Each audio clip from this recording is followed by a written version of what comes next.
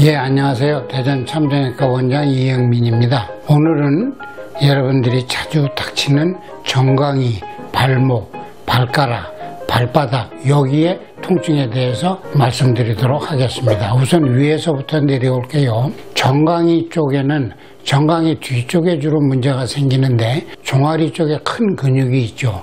거기에 사람이 걸어가다가 또는 가벼운 운동을 하다가 누가 내 종아리를 발로 걷어찼나 하면서 뒤를 쳐다보고 쩔뚝거리면서 걷게 되는 경우가 있습니다. 이거를 테니스 렉이라고 얘기를 하는데 테니스 종아리라고 표현을 하면 잘 알아들으실 거예요. 이때 누가 뒤를 걷어찼다라고 느끼면서 쩔뚝거릴 때 테니스 종아리인데 종아리 근육이 두 개입니다.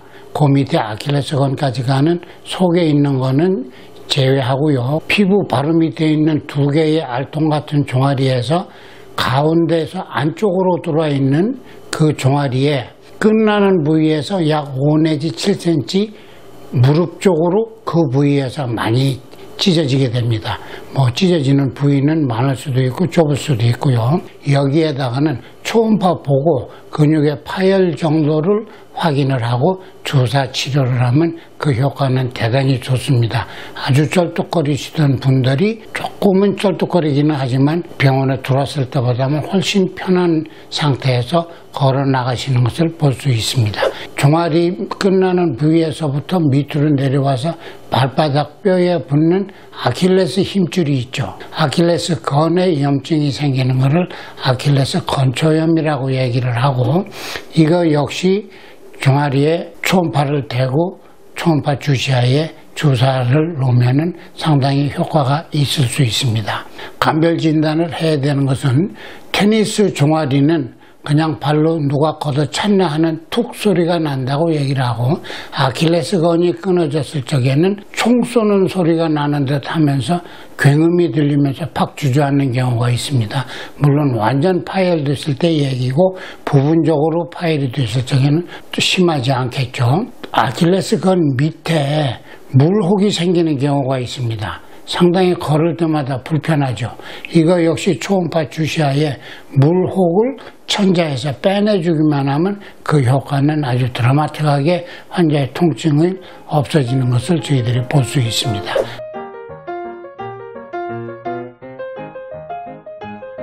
자, 이제 이게 발을 보자면은 우리가 발목에서 접질리는 게 가장 많죠. 접질릴 적에는 발이 안으로 이렇게 돌아가면서 접질리게 됩니다. 이렇게 접질리게 되는 가장 큰 원인은 바깥쪽 복숭아뼈가 있고 안쪽 복숭아뼈가 있죠.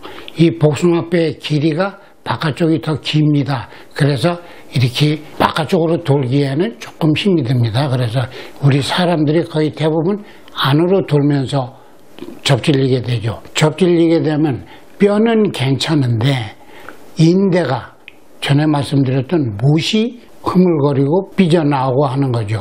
이 발목 바깥쪽에 생기는 손상은 어디서 가장 많이 생기냐? 세 군데에서 저희들이 주로 많이 생긴다고 하는데 정강이 뼈와 바깥쪽 복숭아뼈 사이 여기에 인대가 꽉 붙들고 있습니다. 이것이 늘어나는 경우가 있고 가장 약한 인대는 바깥쪽 복숭아뼈에서 복숭아뼈 사이에 껴있는 이 뼈에 튀어나온 밑으로 내려가는 이 인대가 가장 취약해서 이게 제일 먼저 많이 늘어난다고 합니다. 그 다음번에는 바깥쪽 복숭아뼈에서 발바닥 뼈까지 이렇게 내려가는 인대가 있습니다. 1번, 2번, 3번 이 세 가지 인대가 가장 많이 늘어나게 되죠. 이때도 초음파 검사로 인대를 확인을 하고 또 스트레스 테스트를 해서 얼마나 많이 벌어지는가 이거 역시 초음파의 가장 큰 유용성이고 효과입니다. 이런 테스트로 해서 발목 바깥쪽에 인대 손상을 진단을 할 수 있는 것이죠. 그 다음에 이게 접질렸으면서 너무 많이 접질려서 발이 퉁퉁 부었다 했을 적에는 역시 이 관절 안에 발목 관절 안에 피가 고이는 수가 있습니다. 혈관종이 이때는 초음파 유도하에 얼른 그 피를 제거해 주지 않으면 다는 아닙니다만은 뼈를 덮어싸고 있는 연골의 손상을 일으킬 수 있다 해서 많이 벗을 적에는 초음파 검사를 해서 그것을 천자해 줘야 되겠죠. 혈종을. 그렇기 때문에 발목 손상에서의 초음파의 유용성은 뭐 거의 모든 케이스에서 다 초음파를 해도 된다 해도 과언이 아닐 정도입니다. 여러분이 잘 아시는 족저근막염이라는 게 있습니다. 족저근막염은 발바닥뼈 안쪽에서 근막이 5개 정도가 내려와서 발가락 끝에까지 가서 끝나는데 그 중에 안쪽에 있는 이 족저근막염이 제일 잘 생깁니다. 그런데 사실은 족저근막염이 아니고 족저근막증입니다.